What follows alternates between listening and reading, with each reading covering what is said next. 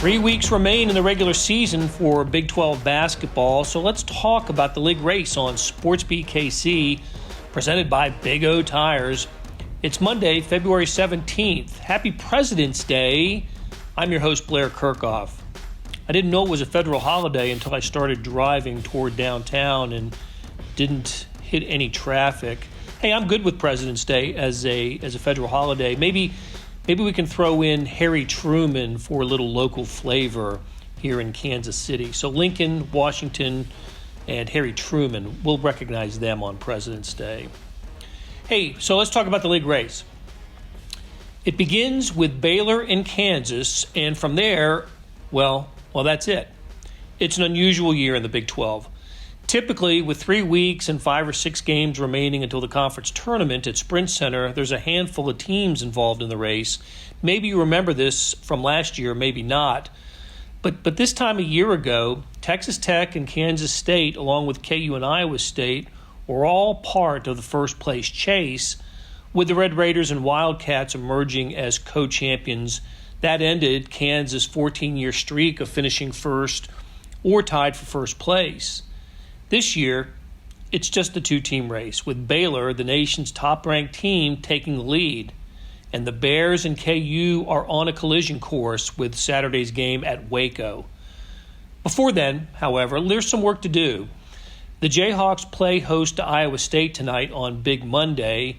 KU enters that game as a 16-point favorite, but the Cyclones looked terrific on Saturday in a 29-point victory over Texas, and they did it without their best player, point guard Tyrese Halliburton. He injured his wrist last week in a game against K-State and is out for the season. Baylor has a tougher task before the weekend's game. They've got to visit Oklahoma on Tuesday.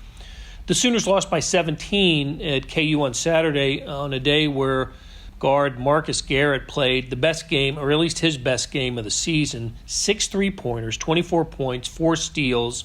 And then the 4 steals came in a first-half flurry that changed the game. But the Sooners, they're an NCAA tournament team if the season ended today, and they've lost only 1 game at home this year, and that was to Kansas. So, if Baylor and KU take care of business and come up with victories early this week, they'll have a combined 22-0 record since their previous meeting in Lawrence. That's pretty remarkable. Baylor would be in first place with a perfect league mark in that game. Kansas would be second with 1 loss. And entering the week, Texas Tech was the third-place team at 7-5, thus a two-team race. The victory over Oklahoma improved Kansas to 11-1. It's the Jayhawks' best start in Big 12 play since the 2009-2010 season, but they're in second place. I asked Bill Self what it was like to have a team playing as well as the Jayhawks and still be in the chase mode. Here's what he had to say after the Oklahoma game on Saturday. The thing about it is we want to win the league bad. And Baylor will want to win the league bad, and it won't be a failure if we don't, because there's obviously, there's other things to play for and everything. But, the best we could be right now is being the number 1 overall seed in the tournament, and we're the number 2 at this joint. At this moment, that's the best that we could be. So I don't think we failed because we aren't that. And the reason we're not is because Baylor beat us on our home floor, and they deserve it. So.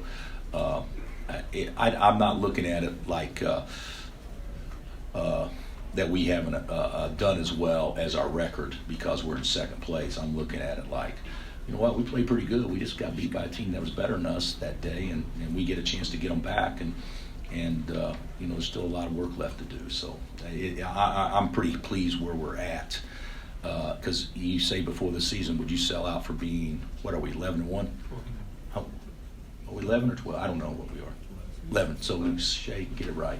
So if we're 11-1, every coach in America would sell out for that in conference play, I would think. Our biggest tire sale of the year happening now at Big O Tires. Buy 2 tires, get 2 free on select tires in stock. That's 2 tires free when you buy an alignment and tire protection package. That's 50% off tires at Big O Tires. It's going on now, but it all ends soon. Buy 2 tires, get 2 free at all participating Big O Tires. Installation additional plus shop fee of up to 10% of non-discounted retail price, not to exceed $35. Hurry, sale ends Monday, President's Day. Hey, it's Blair. Hey, we have a special subscription offer for SportsBeat KC listeners, unlimited digital access to the Kansas City Star's award-winning sports coverage.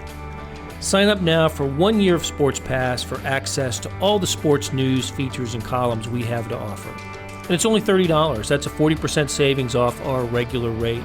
For your convenience, your subscription will automatically renew after the initial term at $50 unless you tell us to cancel. A lot of subscription services won't tell you that. They'll just sneak it on there. We just told you.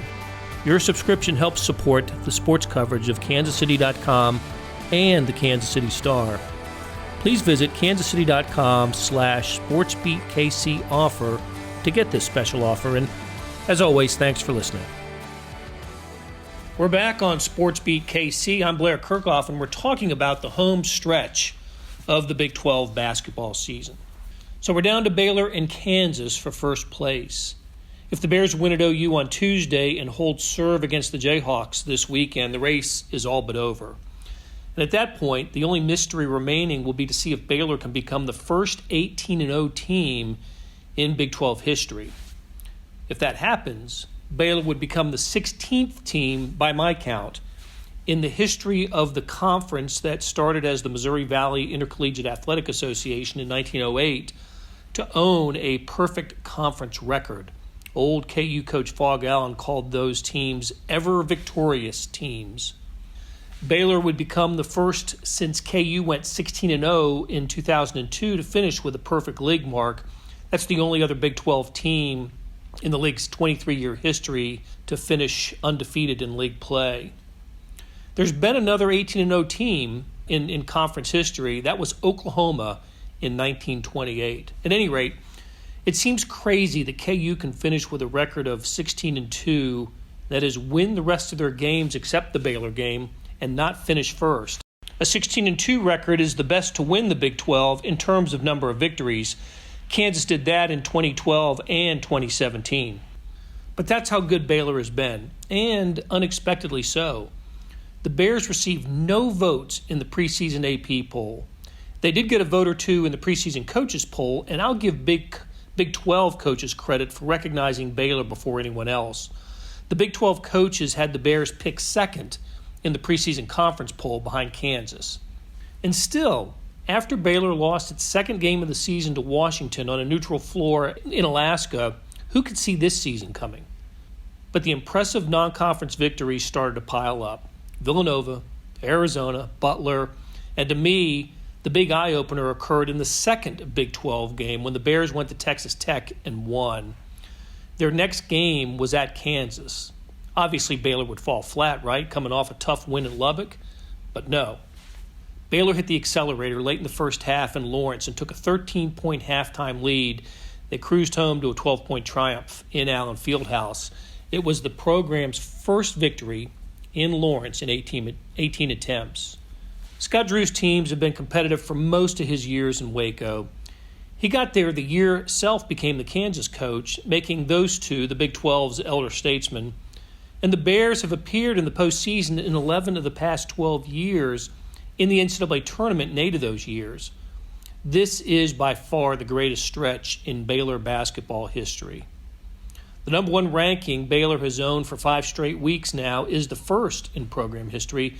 They're doing it with great defense, although not much of the zone Scott Drew's teams have been known for. They enter the week ranked 5th nationally in scoring defense at 58.4 points per game. KU is 7th at 60.2 points per game.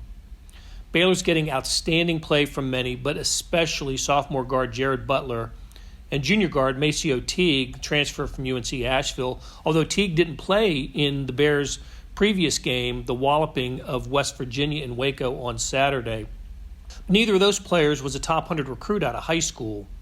And during Big 12 Media Days back in October at Sprint Center, Scott Drew was asked about how his program identifies and recruits talent. I thought it was an interesting response to a question from Chuck Carlton of the Dallas Morning News.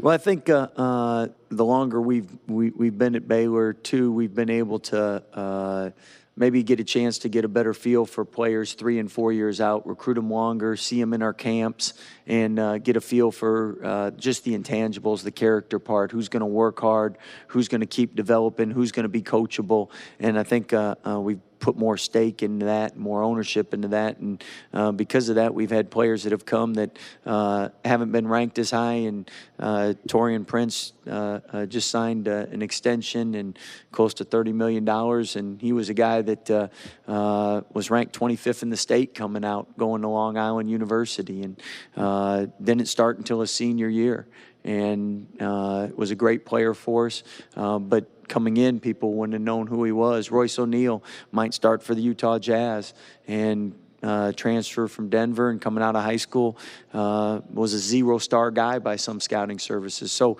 I think our staff's done a better job in really looking into the intangible part of who fits our program, who's going to be coachable and keep working hard and develop, and who would we want to have a part of our program. And some of those guys aren't ranked, some of them are. That was Scott Drew at Sprint Center in October. You know, the Bears have played in the Big 12 Tournament Championship game 3 times in their history, all under Drew. And most recently in 2014, Baylor is looking for its first championship. Hey, maybe this year. But Baylor, Kansas, West Virginia, and Texas Tech are NCAA tournament locks this season. And most bracketologists have Oklahoma safely in the field if the season ended today. It's been an odd year for the Big 12 in that respect. There have been 6 straight seasons of at least 6 teams making the NCAA field, and most of those years it's 7. The streak looks like it could end this year. The Big 12's top-heavy. It often is, and I think in most years 1 or 2 teams are capable of reaching the Final Four, and clearly Baylor and Kansas fall into that category. But the bottom is weaker than in most years. Kansas State's on the verge of a first-to-worst season, and I didn't see that coming. TCU just broke a 6-game losing streak by beating the Wildcats. Iowa State and Oklahoma State have struggled, and Texas is playing below expectations. Often in the Big 12 tournament, you can see an NCAA tournament team play on the first night when the bottom 4 seeds tangle. I think from an at-large standpoint, that won't be the case this year. Still, the Big 12 is the nation's second-ranked conference behind the Big 10, and the league's been ranked first or second in the computer rankings several years now. But this time it's on the strengths of its top 2 teams, Baylor and Kansas, who will deliver college basketball's Game of the Year on Saturday. Well, that'll do it for another SportsBeat KC, the Star's daily sports podcast. Thanks to Randy Mason for putting together today's show, and to Chris Fickett for producing. Stories about KU, K-State, and the Big 12 can be found in the show notes and on kansascity.com. We'll be back on Tuesday for another episode of SportsBeat KC, where we talk sports in Kansas City every day.